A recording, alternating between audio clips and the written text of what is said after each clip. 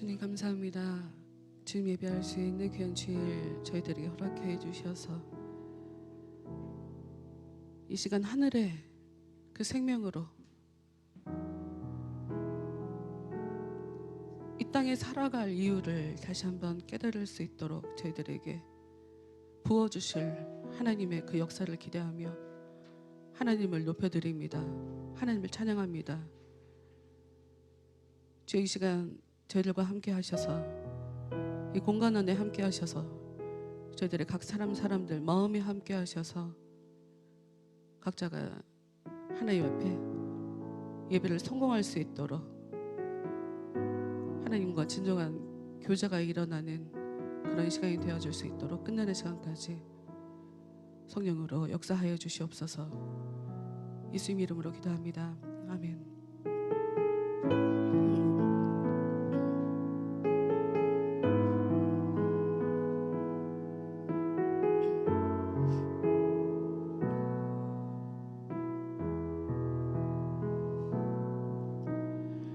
주의 보좌로 나아갈 때에 어떻게 나가야 할까?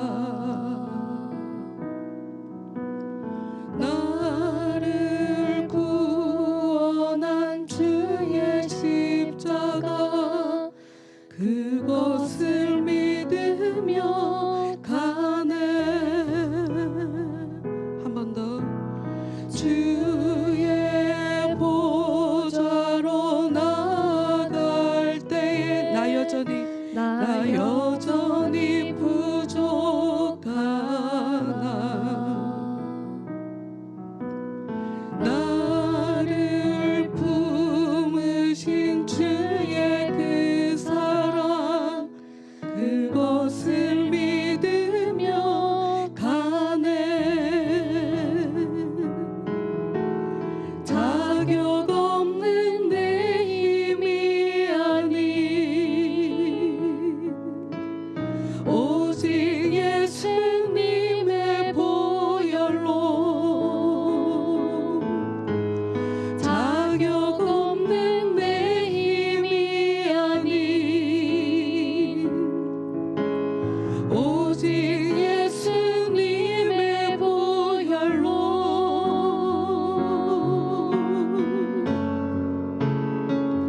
십자가의 보혈 완전하신 사랑 힘입어 나아갑니다. 십자가의 보혈 완전하신 사랑 힘입어 예배합니다. 십자가의 보혈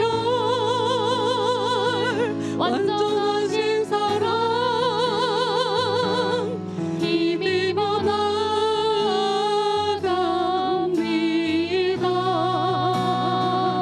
십자가의 보혈 완전하신 사랑 힘입어 예배합니다.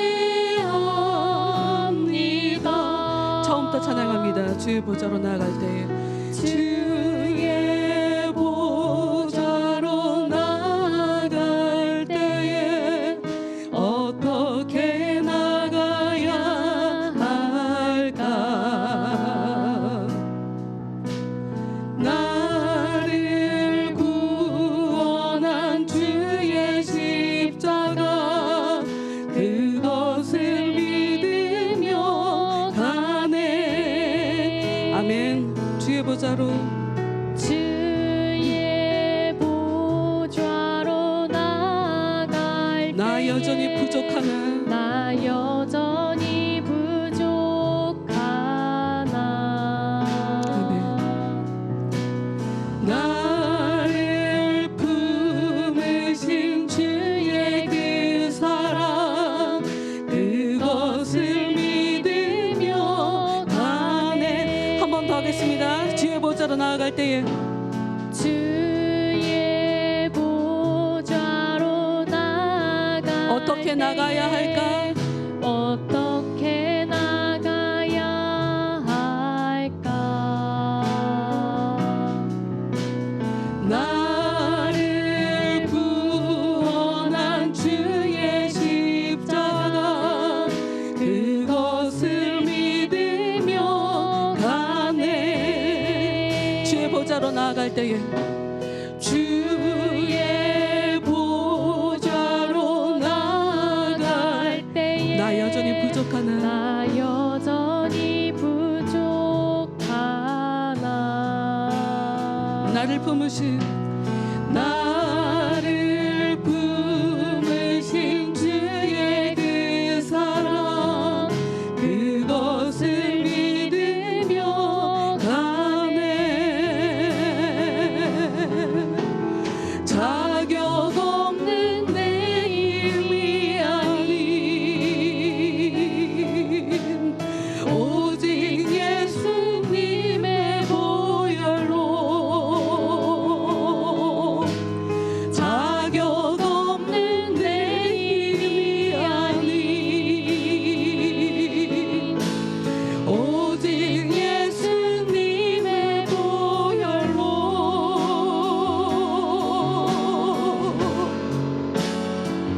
십자가의 보혈 완전하신 사랑 힘입어 나갑니다.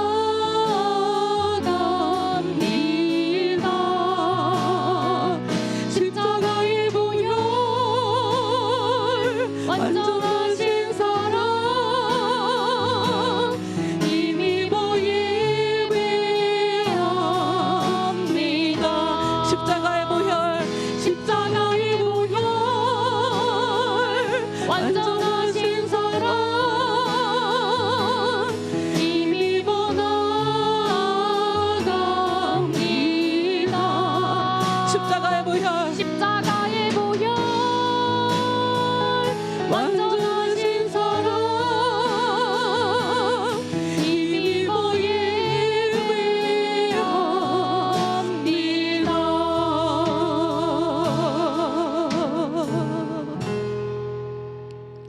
이 시간 오늘 예배를 위해서 베풀어 주실 그 은혜를 소망하며 다 같이 오직 예수뿐이네 찬양하도록 하겠습니다.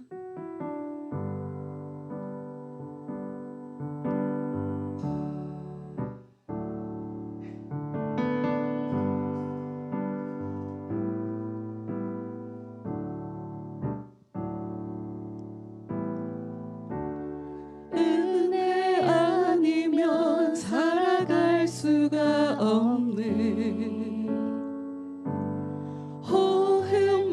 호흡마저도 다 주의 것이니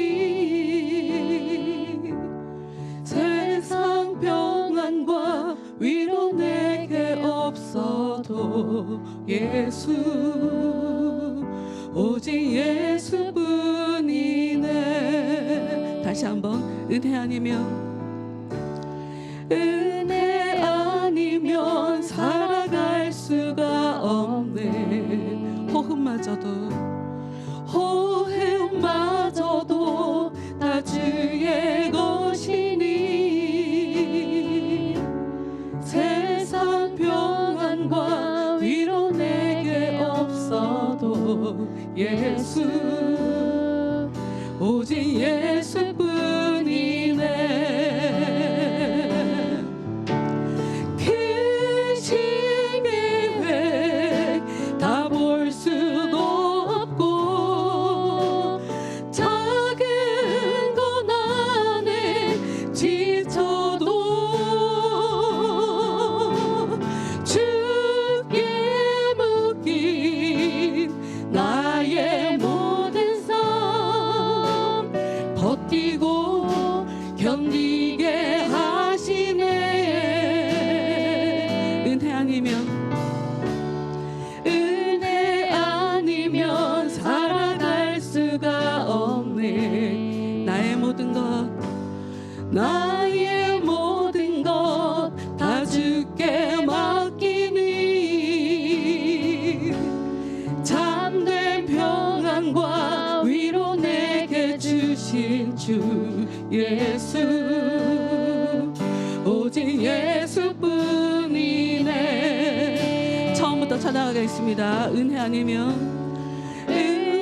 아니면 살아갈 수가 없네. 아멘. 호흡마저도 다 주의 것이니 세상 평안과 위로 내게 없어도 예수 오직 예수뿐이네. 그 신계획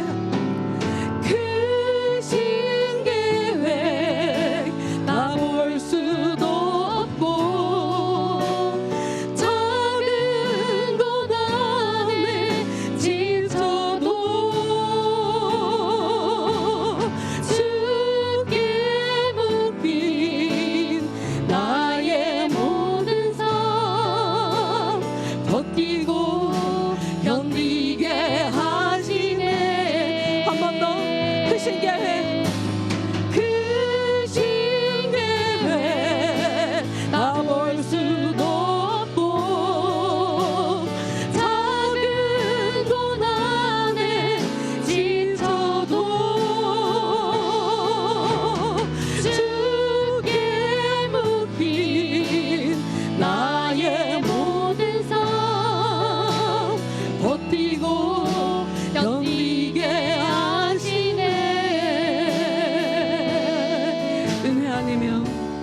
은혜 아니면 살아갈 수가 없네. 나의 모든 것 다 주께 맡기니 참된 평안과 위로 내게 주신 주 예수 오직 예수뿐이네. 마지막으로 은혜 아니면 살아갈 수가 없네. 나의 모든 것 다 주께 맡기니 참된 평안과 위로 내게 주신 주 예수 오직 예수뿐이네. 다 같이 기도하겠습니다. 하나님의 예배를 위해서 이 시간 예배 하나님께서 받으실 만한 그런 예배를 드릴 수 있도록 주여 제 마음을 붙잡아 주옵소서. 지금 이 시간 우리가 찬양했던 것처럼 참된 평안 위로 제 마음 가운데 집어넣어 주옵소서. 세상에 보이는 것을 바라보며 나를 도와줄 자를 찾아서 힘들게 살아가는 것이 아니라 내 마음에 직접 위로를 주시고 내 마음에 평안을 주시는 그 하나님의 그 은혜를 내 마음속에 집어넣어 주옵소서. 다 같이 기도하도록 하겠습니다. 주님 감사합니다. 주님 감사합니다. 이 시간 우리가 찬양한 것처럼 주여 우리가 마음을 담아 하나님을 찬양한 것처럼 이 시간 하나님께서 베풀어 주시는 그 은혜를 소망합니다. 그 은혜가 가장 귀하다는 것을 이 시간 믿음으로 고백합니다. 저희들의 마음에 진정한 위로를 허락하여 주시옵소서. 참된 평안을 허락하여 주시옵소서. 주여 보이는 것에 연연히 하며 살아가는 것이 아니라 내가 힘이 없음을 바라보며 기운 빠져 살아가는 것이 아니라 슬프게 살아가는 것이 아니라 우울하게 살아가는 것이 아니라 우리의 마음에 직접 위로를 넣어주시고 우리의 마음에 진정한 평안을 넣어주시는 그 하나님의 그 은혜를 이 시간 간절히 바라보며 예배를 드리오니 주여 저희들의 마음을 붙잡아 주시옵소서. 저희들의 마음을 붙잡아 주시옵소서. 저희들의 마음 가운데 하나님의 그 은혜를 집어넣어 주시옵소서. 저희들의 마음 가운데 하나님의 그 은혜를 집어넣어 주시옵소서. 주여 주님을 깊게 경험하는 아버지 그런 예배가 되어줄 수 있도록 주여 저희들의 마음을 붙잡아 주시옵소서. 주여 저희들을 불쌍히 여겨주시고 주님께서 주시는 그 기쁨을 이 시간 제대로 경험할 수 있도록 주여 저희들 가운데 역사해 주시옵소서. 주여 저희들을 불쌍히 여겨주옵소서.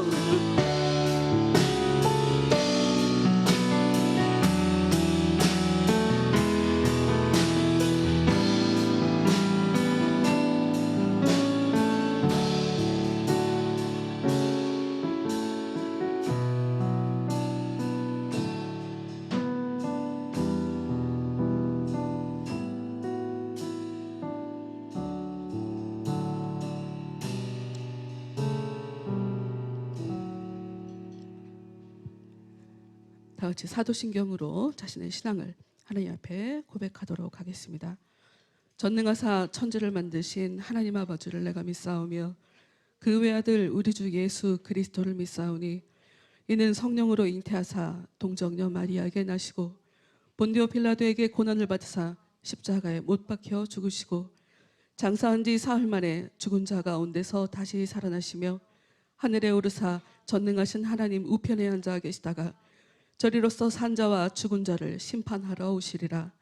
성령을 믿사오며 거룩한 공회와 성도가 서로 교통하는 것과 죄를 사하여 주시는 것과 몸이 다시 사는 것과 영원히 사는 것을 믿사옵나이다. 아멘. 다 같이 찬송가 25장 찬양하도록 하겠습니다.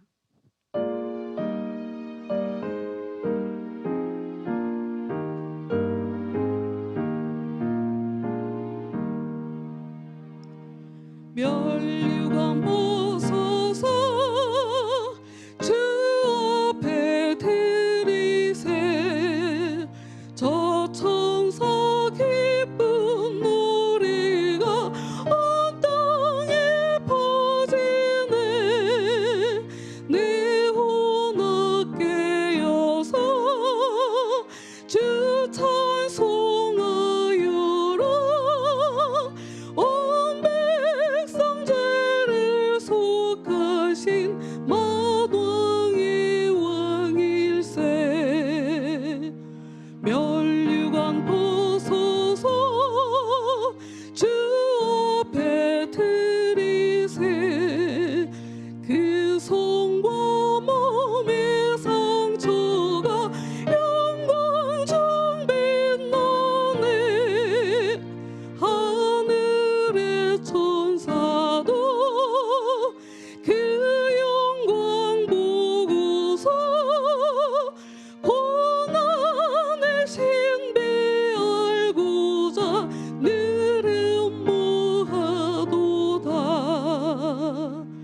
멸류관 보소서 주 앞에 드리세 온 세상 전쟁 그치고 참 평화 오겠네 주 보좌 앞에서 온 백성 엎드려 그 한량없는 영광을 늘 찬송합니다.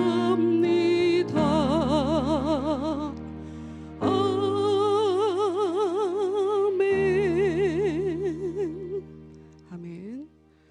오늘 함께 나누실 말씀은 사무엘하 3장 1절입니다. 사무엘하 3장 1절 말씀 함께 보도록 하겠습니다.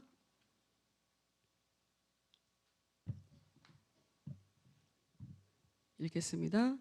사울의 집과 다윗의 집 사이에 전쟁이 오래매 다윗은 점점 강하여 가고 사울의 집은 점점 약하여 가니라.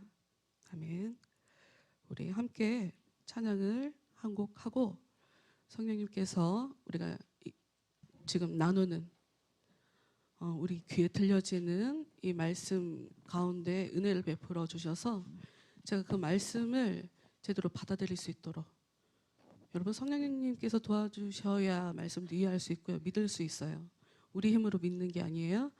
성령님의 그 힘을 정말 소망합니다. 이렇게 사모하는 마음 가지고 함께 찬양하도록 할게요.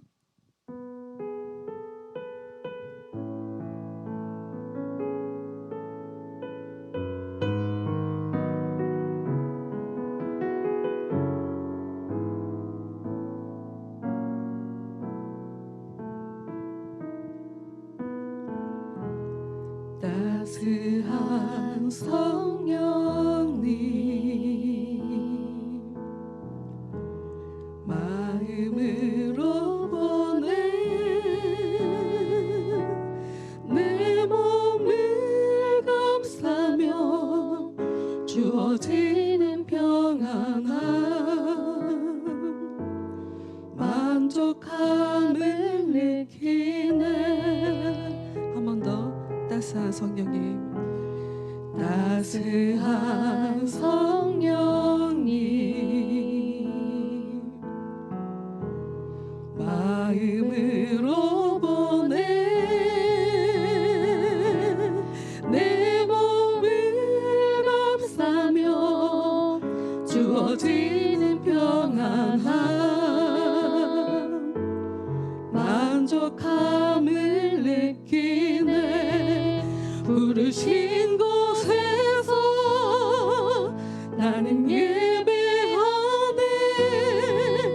어떤 상황에도 나는 예배하네. 부르신 곳에서 나는 예배하네. 어떤 상황에도 나는 예배하네. 사랑과 진리에 사랑과 진리에 한 줄기 빛보네. 내 몸을 감싸며 주어지는 평안함 그 사랑을 느끼네. 한 번 더 하겠습니다. 사랑과 진리에 사랑과 진리에 한 줄기 빛보네. 내 몸을 감싸며 주어지는 평안함 그 사랑을 느끼네. 부르신 곳에서 나는 예배하네. 어떤 상황에도 나는 예배하네. 부르신 곳에서 나는 예배하네. 어떤 상황에도 나는 예배하네. 내가 걸어갈 때 길이 되고 살아갈 때 삶이 되는 그곳에서 예배하네. 내가 걸어갈 때 길이 되고 살아갈 때 삶이 되는 그곳에서 예배하네. 한 번 더. 내가 걸어갈 때 내가 걸어갈 때 길이 되고 살아갈 때 삶이 되는 그곳에서 예배하네. 내가 걸어갈 때 길이 되고 살아갈 때 삶이 되는 그곳에서 예배하네. 부르신 곳에서 나는 예배하네. 어떤 상황에도 나는 예배하네. 부르신 곳에서 나는 예배하네. 어떤 상황에도 나는 예배하네.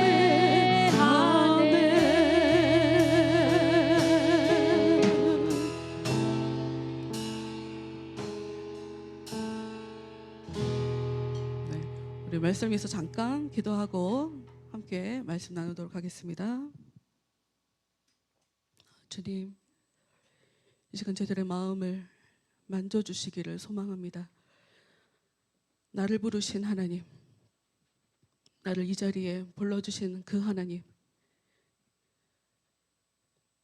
내가 오고자 하는 이 마음조차도 우리에게 불어넣어 주셔서 이 상황조차도 하나님께서 만들어 주셔서 이 기회, 이 자리에 올 수 있도록 역사해 주신 그 하나님의 은혜를 이 시간 저희들의 심령 가운데 불어넣어 주시옵소서. 우리들이 삶 속에서 항상 짊어지고 다니게 되는 우리의 죄 문제, 그것으로 나타나는 우리 삶의 다양한 이 어려움의 문제, 하나님 이것들로부터 진정한 구원을 받는 시간이 되기를 간절히 소망합니다. 주여, 저희들에게 하늘의 그 생명 빛으로 충만하게 채워주셔서 하나님의 은혜를 이 땅 가운데 비추며 살아갈 수 있는 진정한 믿음의 자녀들 될 수 있도록 끝내는 시간까지 성령으로 저희들에게 계속 역사하여 주시옵소서. 말씀을 들을 수 있는 귀를 주시고 이해할 수 있는 지혜를 주셔서 이 말씀이 나에게 주신 말씀이라는 그 확신을 가질 수 있도록 주여 저희들에게 역사하여 주시옵소서. 예수님의 이름으로 기도합니다. 아멘. 우리가 작년부터 사사기부터 계속 한 장씩 한 장씩 계속 이어져 오고 있는 상황이에요. 구약 성경을 왜 우리가 나눠야 될까?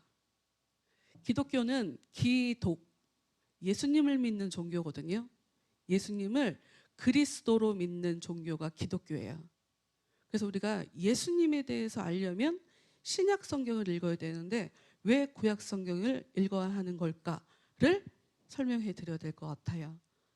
여러분, 세계에 3대 종교가 있는 거 아시죠? 뭐가 있을까요? 3대 종교? 야, 불교부터 얘기를 하냐?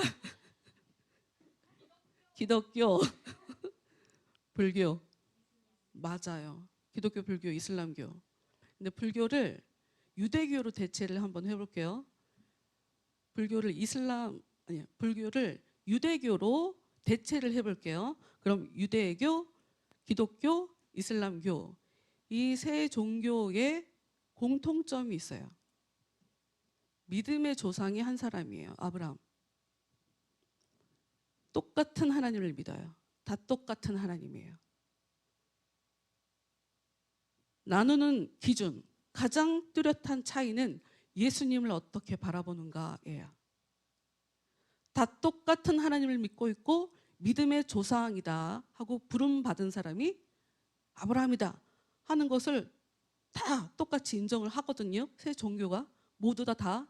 그래서 지금 예루살렘을 가면 예루살렘에 그 세 종교가 다 모여 있어요. 성전 안에 세 종교가 다 있어요. 진짜 이해 안 되는 희한한 그림이 펼쳐져 있는데 가장 큰 차이는 예수님을 어떻게 바라보는가. 유대인들, 유대교와 이슬람도 예수에 대해서 인정을 해요. 그 사람들이 예수를 인정하지 않는 게 아니에요. 그들도 인정을 하는데 그들이 생각하는 예수는 그냥 선생님이에요. 랍비. 유대 사람들은 선생님을 랍비라는 호칭으로 불렀거든요. 랍비예요. 랍비. 혹은 선지자. 말씀을 가르치는 선생님으로는 인정하지만 기독교는 예수님을 선생님이 아니라 구원자로 인정하는 거예요. 그러면 구약은 예수님 오시기 전에 살았던 사람들의 기록이거든요. 그럼 그것이 우리한테 어떤 의미가 있는가? 예수님이 진짜 주인공인데 예수님 전에 나왔던 사람들 얘기를 우리가 왜 알아야 하는가? 이유가 있죠.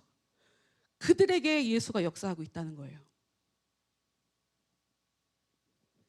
요거는 신학적으로 좀 깊은 설명이 필요하니까 따로 날을 잡아서 하는 것으로 하고, 구약 성경에서 살아온 많은 믿음의 사람들이 예수님을 바라보며 살았다는 얘기인 거고 그들에게 예수님과 똑같은 삶이 나타났다는 얘기인 거예요.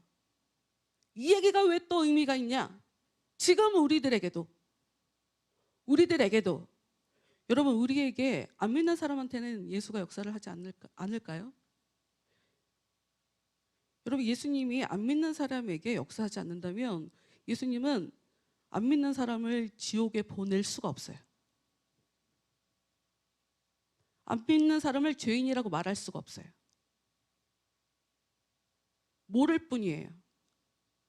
우리가 죄 때문에 우리가 너무 육적이어서, 우리가 너무 세상적이어서, 보이는 물질적이어서 영적인 세계가 보이지 않아서 그 예수님에 대해서 몰라보며 우리가 하나님이 나한테 어떤 은혜를 베풀었는지, 예수님이 지금 나한테 어떻게 역사하고 있는지 그거를 몰라서 그렇지, 예수님이 역사해 주셔야, 예수님이 진짜 주인공이니까 그 예수님이 역사해 주셔야 지옥도 보낼 수 있는 거예요. 하나님께 나오는 사람들, 성경이 얘기하는 나와라, 나에게 나와라 용사라고 부름받은 사람들의 공통점은 대부분 힘 없는 사람들이에요. 힘 없는 사람들, 약한 사람들. 왜 그럴까요? 간혹 가다가 교회를 다니면서 집안이 망하는 사람들이 있어요. 지금 참 이해가 안 되죠. 하나님을 믿으면 복을 받는데요. 그런데 교회를 다니면서 집안이 오히려 망하는 것 같은 그런 집들 본 적 있어요. 있죠? 나 강요하는 거야? 있어요. 실제로 벌어져요. 왜? 하나님으로부터 다시 시작하려고. 그래야 내가 갖고 있는 이 힘에 대해서 하나님이 제공자라고 인정할 수 있으니까. 그래야 하나님께 영광 돌리니까. 그래서 가난한 사람이 오면 하나님은 내가 이제 너한테 힘을 줄 거야 하는 약속이 거기에 담겨져 있는 거고요. 힘이 약한 사람, 미련한 사람, 머리 나쁜 것도 참 살다 보면 애로사항이 많죠. 내가 너한테 지혜를 줄 거야, 내가 너한테 힘을 줄 거야 라고 하는 그런 약속이 담겨져 있는 거고, 힘이 강한 사람은 어떤 이야기를 들을 수 있어야 되냐? 네가 갖고 있는 그 힘 사실은 내가 준 거야. 이거를 하나님께서 원하시는 거예요. 이 다윗은 오늘 말씀 제목을 보면 강해지는 다윗과 약해지는 사울의 집이라는 제목으로 사울의 집안과 다윗을 비교해서 얘기를 해요. 이 다윗이라는 인물은 예수님이 이 땅에 오실 때 다윗의 집안에서 태어나시거든요. 이유가 있어요. 다윗은 구약 성경에서 예수님의 삶을 가장 잘 살아낸 사람으로 표현이 되어져요. 다시요. 구약 성경에는 굉장히 믿음의 위인들이 많죠. 그런데 그 중에 제일 예수님의 삶에 가장 가깝게 산 사람으로 묘사되는 것이, 일컬어지는 것이, 인정받는 것이 다윗이에요. 그러면 다른 사람들에게도 예수님의 모습이 있다는 거죠.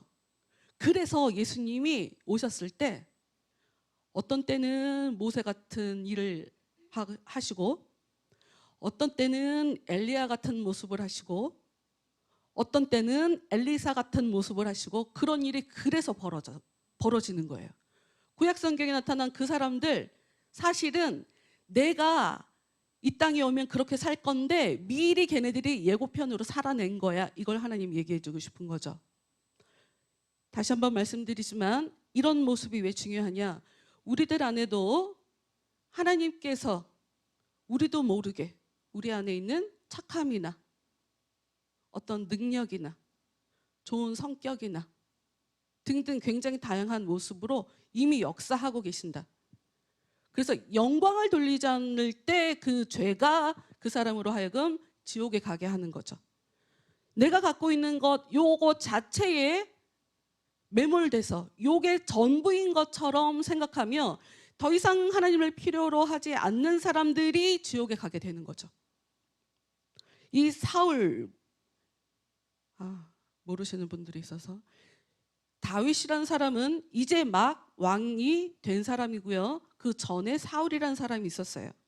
이 이야기가 우리에게 진정으로 가르쳐 주는 것이 무엇이냐? 요한계시록이라고 하는 성경의 맨 마지막에 써 있는 요한계시록이라고 하는 책에 보면 하나님이 하나님의 사람들을 부르셨는데 무엇으로 부르셨냐? 나라로 불렀고 제사장으로 불렀대요. 어려운 말이죠. 나라로 불렀고 제사장으로 불렀대요. 그게 무슨 얘기냐?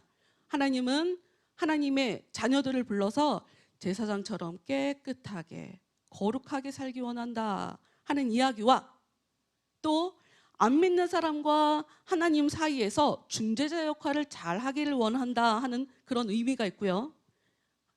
믿는 사람들을 불러서 나라로 만든다 하는 이야기는 무슨 얘기냐면, 더 이상 세상 나라가 아니라 눈에 보이는, 가시적으로 눈에 보이는 물질적인 세상이 아니라 이 세상에 하나님의 나라를 새로 세우겠다는 하나님의 의지가 거기에 담겨져 있는 말이에요.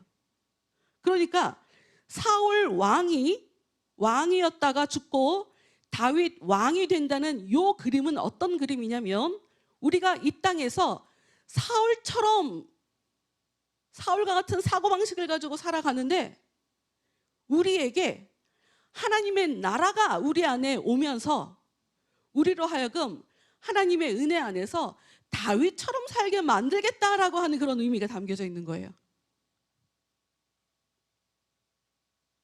말씀을 좀 쉬운 성경으로 좀 보도록 할게요. 쉬운 성경 여러분들이 좀 이해하기 쉬우시니까 1절 말씀을 보도록 할게요. 여러분이 이 말씀을 보시면서 여러분은 여러분 각자가 사울 왕처럼, 즉 힘의 논리의 지배를 받으며 힘이 좋은 거야. 나는 힘이 있어야 돼. 나는 힘을 가질 거야. 때로는 난 힘이 없어. 난 망했어. 이번 생은 망했어. 뭐 이런 거. 난 너무 속상해. 이렇게 힘의 논리로 살아가는 사울이 아니라 하나님을 바라보며 살아가는 다윗처럼 살아가야 된다. 그러면 하나님의 은혜가 그 사람을 더 붙잡아준다. 이런 의미를 갖고 써져 있는 부분이거든요. 그 얘기를 지금 하고 싶은 거예요. 1절 보도록 할게요. 사울의 집안을 따르는 백성과 다윗의 집안을 따르는 백성 사이에 오랫동안 싸움이 있었습니다. 여러분, 싸움이 있었대요. 사울 왕을, 이미 죽은 사울 왕을 따르는 백성과 이제 왕이 새로 된 다윗의 집안을 따르는 백성 간에 오랜 싸움이 있었대요. 이것이 우리에게 가르쳐주는 영적인 진리는 무엇이냐? 여러분, 예수님을 믿게 되면, 예수님을 안 믿으면 고민이 없어요. 예수님을 안 믿으면 그냥 자기 삶을 살면 돼요. 그런데 예수를 믿기 시작하면서 우리는 고민이라는 걸 하게 돼요. 우리 마음이 두 마음이 돼버려요. 내 마음에는 사울처럼 사는, 즉 나의 욕망을 추구하며 사는 사람들, 이 땅에서 뭐라도 더 힘있게 가져보는, 마치 이 땅에서의 삶이 전부인 것처럼 하나님이 보이지 않으니까 믿지도 못하고, 어떻게 하면 내가 좀 잘 살아볼까? 어떻게 하면 나한테 위협이 되는 죄를 물리쳐볼까? 나를 힘들게 하는 죄를 쟤한테 복수를 해볼까? 이렇게 살아가는 사울의 마음이 우리 안에 사실 있거든요. 여러분, 남을 용서한다는 게 쉬운가요? 되게 어려워요. 어떻게든 갚아줘야 속 시원하잖아요, 우리가. 그런 게 바로 사울과 같이 살아가는 사람들이죠. 보통의 일반적인 사람들. 우리 안에는 그런 성품이 굉장히 많죠. 그런데 다윗과 같은 하나님의, 다윗의 이름은 사랑받는 자라는 이름을 갖고 있어요. 두목이라는 뜻도 있는데 사랑받는 자. 은혜를 받는다는 건 사랑을 받는다는 것과 똑같은 거거든요. 여러분, 하나님이 여러분에게 은혜를 주시는데 환경과 상관없이, 보이는 것과 전혀 상관없이 여러분의 마음속에 하나님은 여러분에게 은혜를 주실 수 있어요. 여기서 가장 중요한 건 여러분의 마음이에요.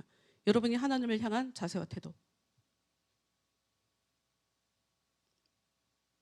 하나님이 여러분이 간절히 원하기만 한다면, 그리고 여러분이 하나님께 저 은혜 주세요 하는 이야기를 하지 못하는 가장 큰 원인은 여러분 스스로가 여러분이 굉장히 부족하다고 생각해요. 여러분 스스로가 부족하다고 생각한다고. 그래서 감히 은혜를 달라고 하질 못해요. 또 하나, 내가, 혹은 어떤 분들은 내가 깨끗하지 않다고 생각해요. 그래서 왠지 하나님을 만나면 하나님이 나를 혼낼 것 같아. 이 사울은 굉장히 무서운 사람이었거든요. 공포 정치를 했던 사람인데 이 하나님이 굉장히 무섭게 느껴져. 그래서 또 기도하지 못해요. 은혜 달라고 하질 못한다고. 그리고 또 하나, 내가 기도한다고 나한테 은혜를 주실까? 이런 불신도 있어요. 여러분, 이런 것들을 전부 다 여러분들이 넘어가셔야 돼요. 이게 여러분 몫이에요. 순수하게 그냥 믿으면, 다시 말씀드리지만 우리는 깨끗해서 하나님께 부름받은 사람이 아니에요. 내가 너 더러운 거 알아. 내가 너 부족한 거 알아. 내가 너를 잘 살 수 있게 도와주려고 내가 너를 부른 거야. 이것을 들으셔야 돼요. 이 음성이 여러분에게 들리셔야 돼요. 이게 믿어지셔야 돼요. 창피할 거 없어요. 수치스러울 것도 없고 불편해하지 마세요. 부담스럽게 생각하지도 마시고 여러분의 삶 가운데 나타나는 굉장히 다양한 문제들을 정말 넘어가고 싶은 그런 욕구가 여러분의 마음속에 생긴다면, 왜냐하면 성경은 우리에게 무엇을 얘기하냐면 하나님이 우리에게 소망을 갖고 찾아오신대요. 소망을. 그래서 우리의 문제는 하나님이 우리에게 은혜를 주셨는지 안 주셨는지를 사실 모르는 상태에서 이렇게 신앙생활을 하거든요. 그런데 그 은혜가, 그 시스템이 작동을 하면 소망이라는 게 생겨요. 나도 잘 살아보고 싶다. 나도 좀 이 힘든 걸 좀 넘어가고 싶다. 더 이상 사람들에게 이렇게 무시당하고 싶지 않다. 여러분, 이런 생각들이 올라와요. 그러면 이게 하나님의 사인이다라고 생각하시고 그냥 기도하세요. 기도하시면 돼요. 사람이 해주는 게 아니에요. 그냥 여러분이 기도하시면 여러분을 불러주신 하나님이 여러분에게 직접 은혜를 주실 거니까 그것을 믿으시면서 기도하시면 돼요. 성경은 점점 세상적이고 힘을 중요하게 여기는 사울을 따르는 사람들이 있고 하나님으로 만족해하는 다윗을 따르는 사람이 있는데, 시간이 갈수록 사울의 집안은 점점 약해지더라. 처음엔 싸우는 것부터 마음이 계속 내적 갈등이 일어나지. 내가 은혜로 살긴 해야 될 것 같은데, 내가 기도도 해야 될 것 같은데. 중요한 것, 우리 안에 그 어떤 싸움이 일어나게 된다면 시간이 지나갈수록 하나님이 주신 그 성품들이 이기게 될 거예요. 하나님이 다윗을 따르는 사람들이 강해지도록 역사해 주셨다고 했잖아요. 하나님이 도와주시기 때문이에요. 아니, 우리가 얼마나 강하길래 하나님보다 세겠어요? 그런 일은 있을 수 없다. 기도만 한다면 우리 안에 찾아오는 하나님이 더 세지 내 복 없는 게 더 세겠냐고. 그런 일은 있을 수 없어요. 다만 과정들이 좀 힘들긴 해요. 왜냐하면 잘 살으라고 하나님이 자꾸 요구를 해. 잘 살아라, 착하게 살아라 등등. 2절 말씀 볼게요. 2절 말씀. 헤브론에서 다윗의 아들들이 태어났대요. 헤브론, 다윗은 왕이 되었지만 전체 이스라엘 사람들에게 인정을 받지는 못했어요. 지금 헤브론이라고 하는 곳에서만 이스라엘의 12지파 중 한 지파인 유다 지파에게만 인정을 받고 그들에 의해서 왕으로 세워진 상태죠. 그곳에 살고 있는데 지금 아들들이 태어났다. 첫 번째 아들 암논, 3절 두 번째 아들 길압, 세 번째 아들 압살롬, 4절 네 번째 아들 아도니아, 다섯째 아들 스바랴, 여섯째 아들 이드람. 엄마가 각각 다르죠. 근데 이게 참 이상한 모습이다. 결론을 먼저 말씀드리자면 원래 하나님께서 이스라엘 백성들을 가나안 땅을 향해서 들어가는 그 여정 가운데 예언의 말씀을 주시기를 때가 되면 왕이 세워질 거다. 근데 그때 왕이 세워지면 아내를 많이 두면 안 된다라고 얘기하셨었거든요. 근데 다윗은 아내가 되게 많았어요. 여러분, 다시 얘기하지만 다윗은 지금 하나님께 사랑을 받는 사람이고요. 하나님이 뒤에서 굉장히 도와주셔서 승승장구하며 살아온 사람이에요. 그런데 이 사람이 지금 말씀과 전혀 상관없는 모습을 보이고 있어요. 다윗의 가장 약점이 여자인 것 같아요. 실제로 이 사람이 범한 큰 죄가 하나가 이제 나중에 나타나게 되는데 이게 여자와 관계된 거거든요. 근데 이게 참 안타깝게도 여러분이 생각하는 정의가 뭐예요? 정의가 뭔가요? 하나님 공의와 정의로 사람들을 다스리신대요. 우리가 뉴스를 보며 정치인들을 보며 저 사람이 국회의원이라고 해서 죄를 지었는데 나는 국회의원이니까 체포당할 수 없어. 불체포 특권 이야기가 나오면 우리 그거 좋게 안 보거든요. 좋게 보는 사람들 있긴 하더라고요. 그들을 추종하는 사람들을. 그들은. 근데 여러분, 하나님은 정의와 공의로 사람들을 다스리세요. 그러면 하나님의 정의는 어떻게 역사하겠어요? 얘는 죄를 많이 졌지만 그래도 내가 세웠고 왕이니까 얘가 말씀대로 살지 않아도 내가 그걸 다 책임져 준다? 어느 누구도 왕의 문제에 대해서 얘기하지 마라? 하나님 그러지 않으셨어요. 죄값을 다 지게 만듭니다. 다윗에게 또 그 아들들에게. 아들들이 다 여자와 관계돼서 문제가 생겨갖고 넘어지게 돼요. 죽어요.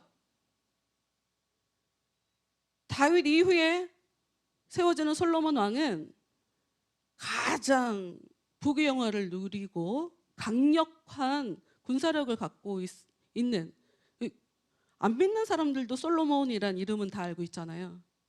그런데 그 사람이 망하게 된 원인도 아버지가 했던 걸 그대로 답습해서 아내를 많이 둬서 망하게 돼요.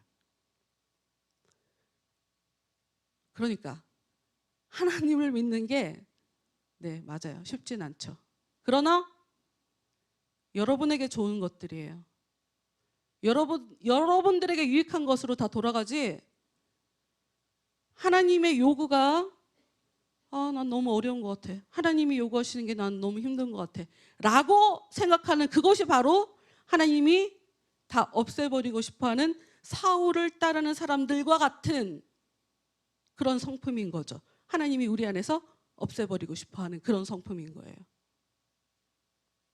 그렇게 안 해도 하나님께서 원하시는 대로 살아도 한동안은 힘들 수 있으나 어느 정도 때가 지나가면 그게 오히려 더 좋아요. 제가 좀 자랑인가?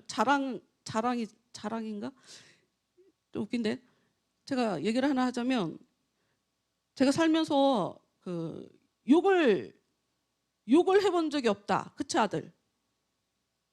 몰라. 제가 욕을 해본 적이 없어요. 근데 그렇게 된 이유가 있어요. 이유가. 고등학교 1학년 때 고등학교 여자애들이 욕을 왜 안 하겠어요? 했지. 한 번 했어요. 근데 그때 뭘 느꼈냐면 너무 수치스러워. 내가 내 입으로 정말 화가 나서 욕을 했는데 너무 창피한 거예요. 욕을 해본 게 처음이었거든 그때가. 그 이후로 욕하지 않게 되더라고요.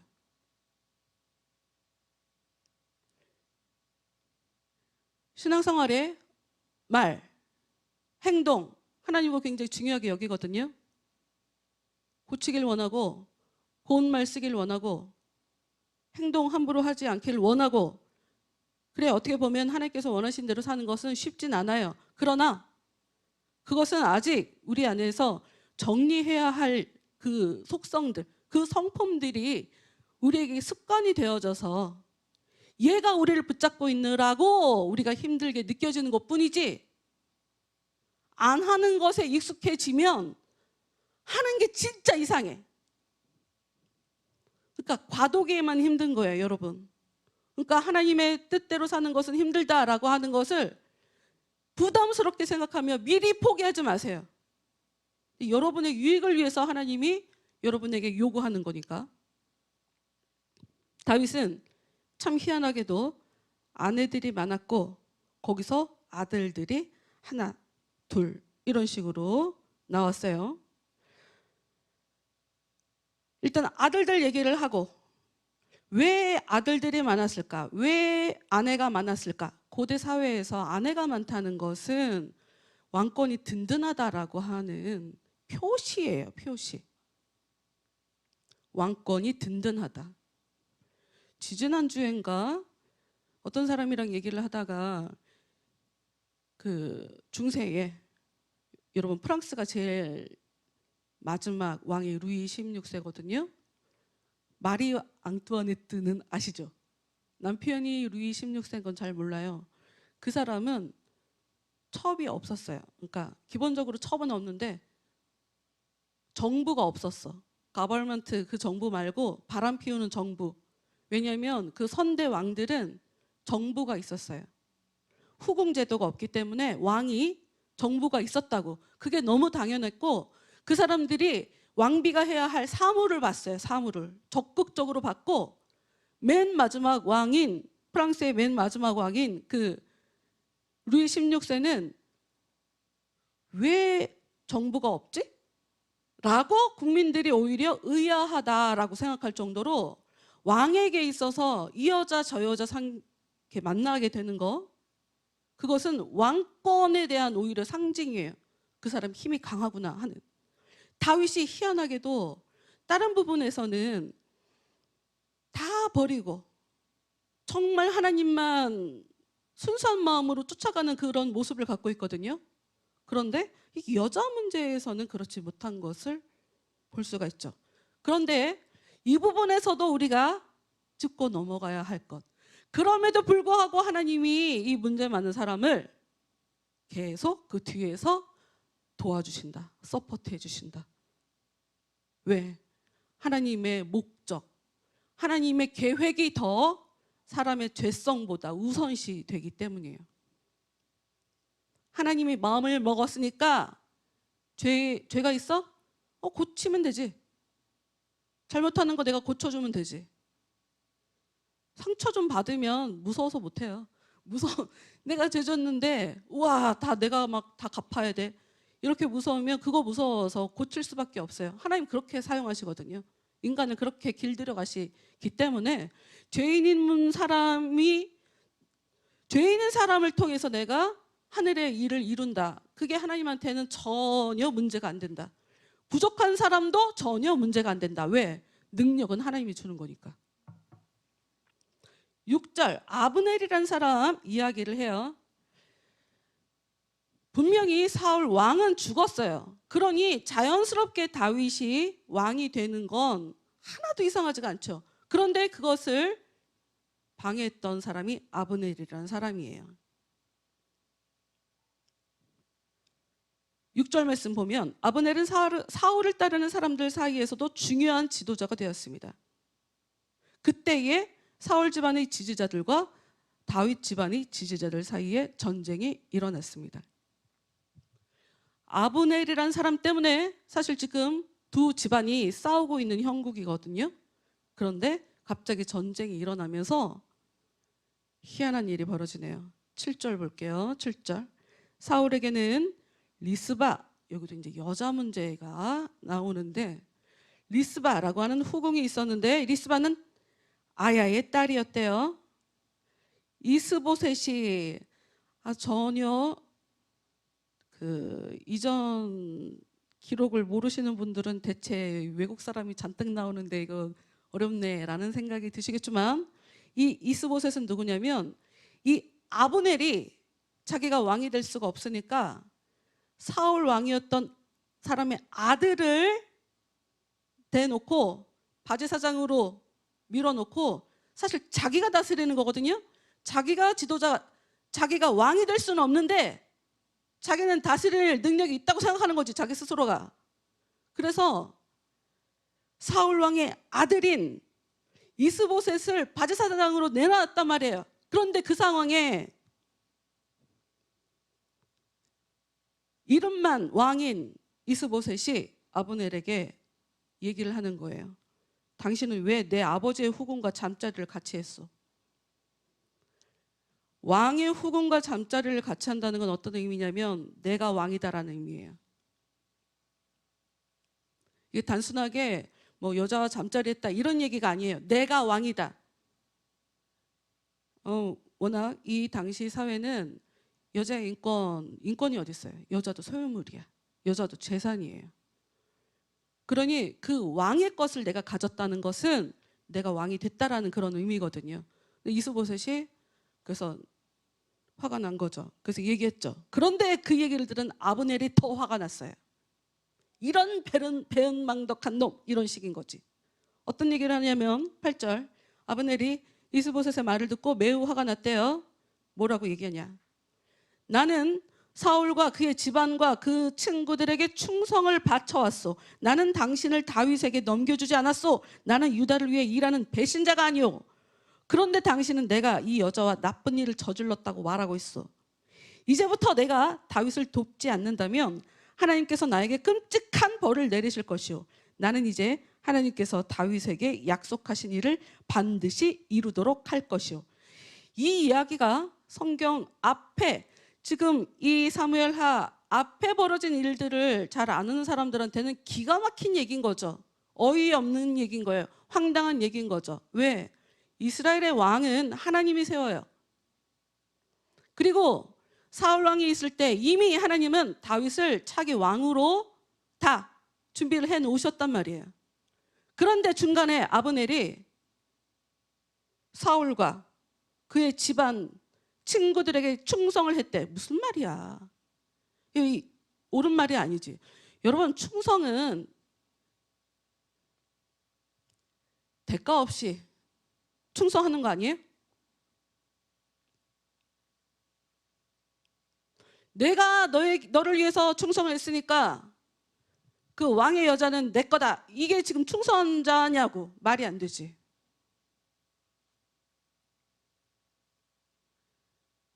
겉으로는 사울 집안을 굉장히 위하는 것처럼 이제까지 해왔으나 이 사람의 속마음, 진심이 드러나고 있는 거예요. 여러분, 이 전쟁하는 것을 통해 하나님은 사울 집안을 따르는 사람들의 진심을 드러내고 있고요. 다윗을 따르는 사람들의 진심도 계속 보여요. 계속 들춰내요, 하나님이. 이게 얼마나 어이없는 일이냐면 9절. 아니, 하나님을 정말 믿었다면 하나님이 다윗을 차기 왕으로 기름 붓고 계획하신 것에 대해서 인정을 하고 다윗을 입 다물고 따라갔어야지 이게 하나님을 믿는 사람인 거죠. 이거 화가 나서 얘기하는 거죠. 그냥 화가 나서 얘기를 하는 것뿐인데 하나님 이름을 갖고 와서 기망하는 거지. 하나님 이름을 망령되이 일컫는 거죠. 하나님이 얘기해요. 내 이름을 망령되이 일컫지 말아라. 이 사람 죽어요. 죽죠. 아주 열심히 다윗을 위해서 일 다 해놓고 그러고 죽어요.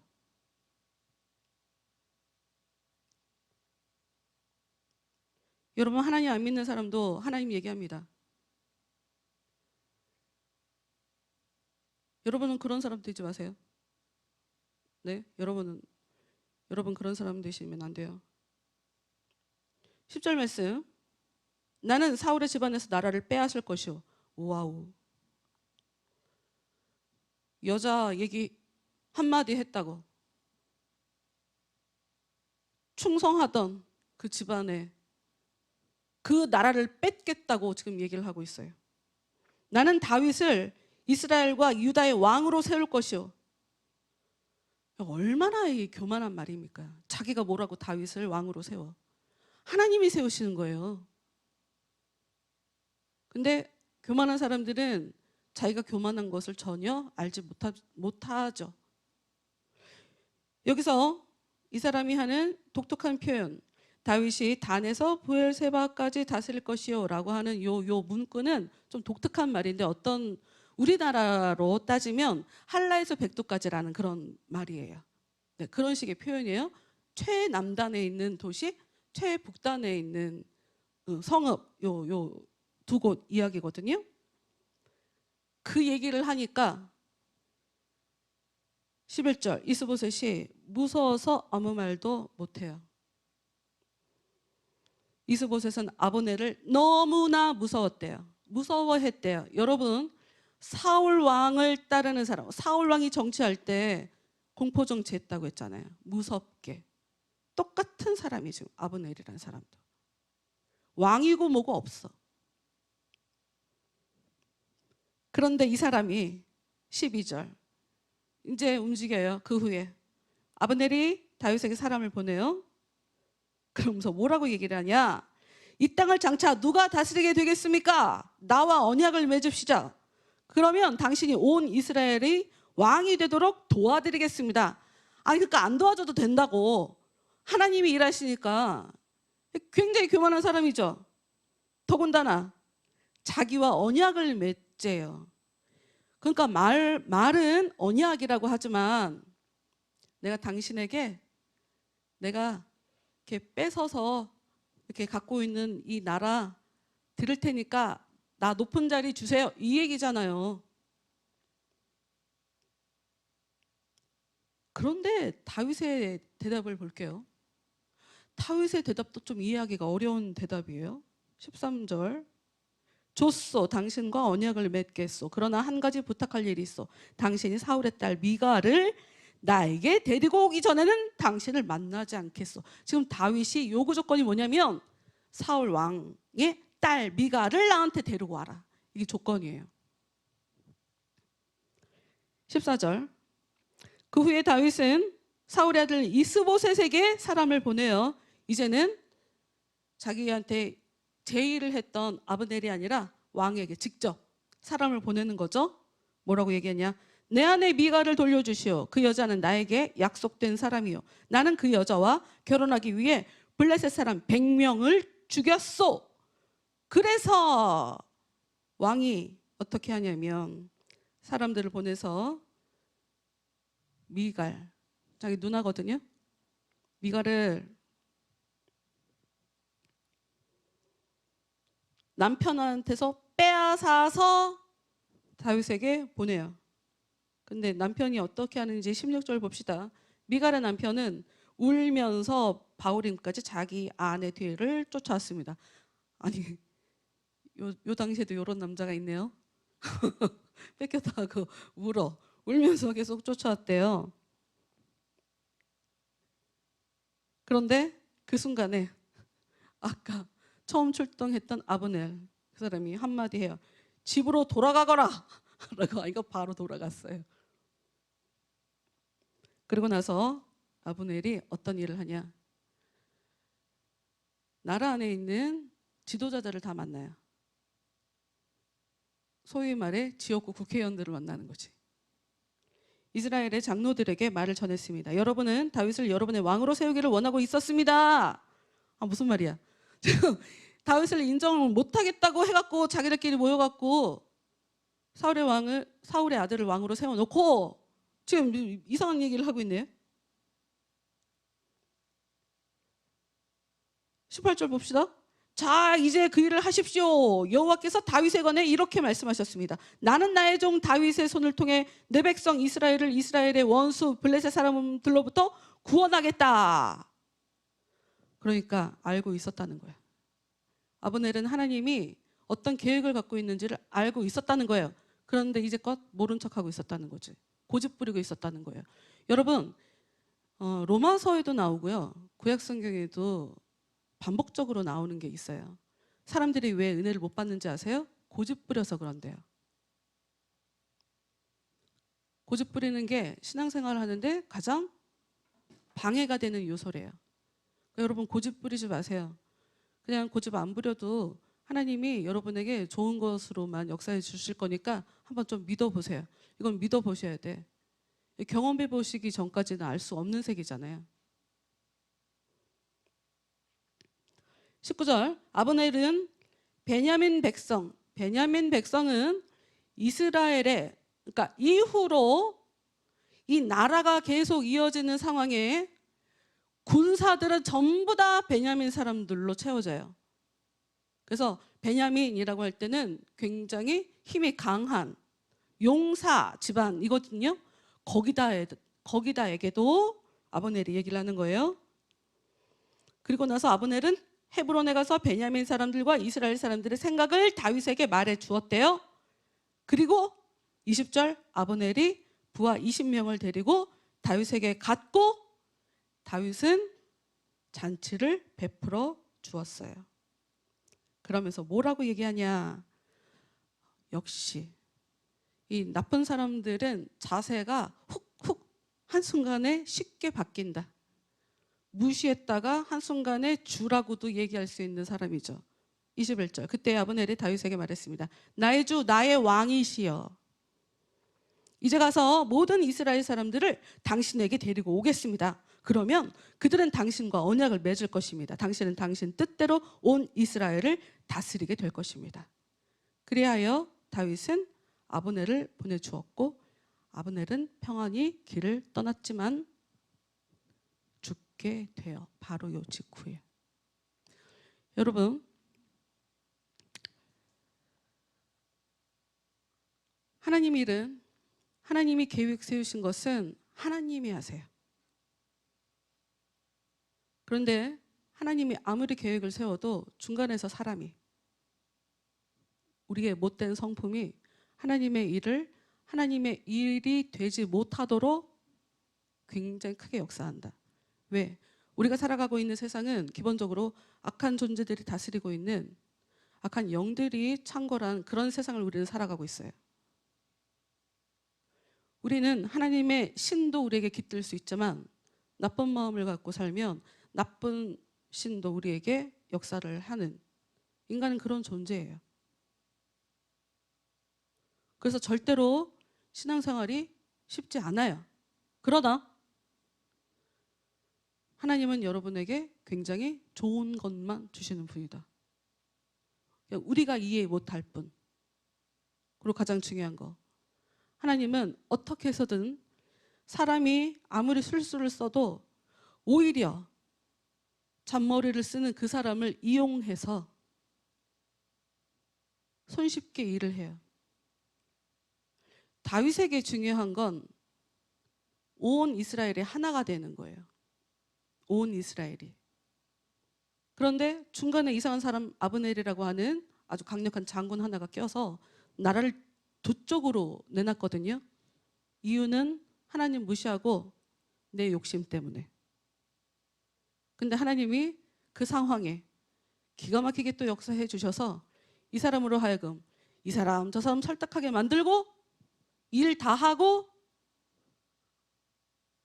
죽게 만드는. 그래서 하나님이 원하는 대로 일이 이루어지게 되는. 그리고 또 다윗이 계속 기다려줬단 말이에요. 보통의 왕은 이스라엘, 너희들이 왜 나한테 반기를 들어? 너희들은 나를 따라야지. 근데 다윗은 하염없이 한도 끝도 없이 기다려요. 자연스럽게 정리가 될 때까지. 그래서 하나님이 치고 들어오는 거예요. 이런 식으로 정리해 주시는 거지. 여러분, 우리가 하지 않아도 우리한테 꼭 필요한 일은 하나님이 우리를 위해서 해주십니다. 그러니 여러분 기도하세요. 기도하지 않으면 아무 일도 안 벌어져요. 우리가 기도해야 하나님을 움직이게 하는 거고요. 진정한 우리의 솔직한 마음이, 간절한 마음이 하나님을 움직일 수 있게 만들 거예요. 우리 찬양을 한 곡 하도록 할게요.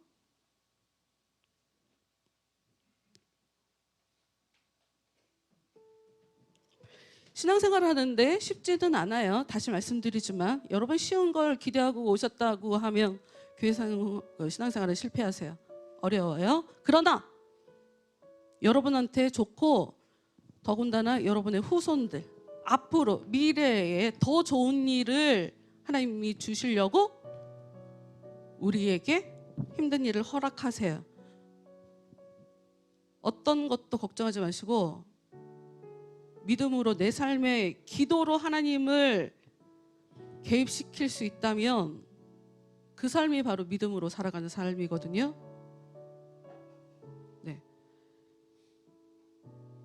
찬양하면서 가사를 생각하며 같이 믿음으로 찬양하도록 할게요. 열매 맺는 교회에서는 하나님의 마음으로 영혼들을 바라보며 사랑으로 함께할 사역자를 모십니다. 교단은 초교파로 어느 교단이든 상관없이 열정으로 일하실 분을 모시며 담당하실 분야는 주일 예배 찬양 인도입니다. 1차는 설의 전형, 2차는 면접으로 이루어지며 자세한 사항은 전화번호 070-7728-9133번으로 문의하시기 바랍니다.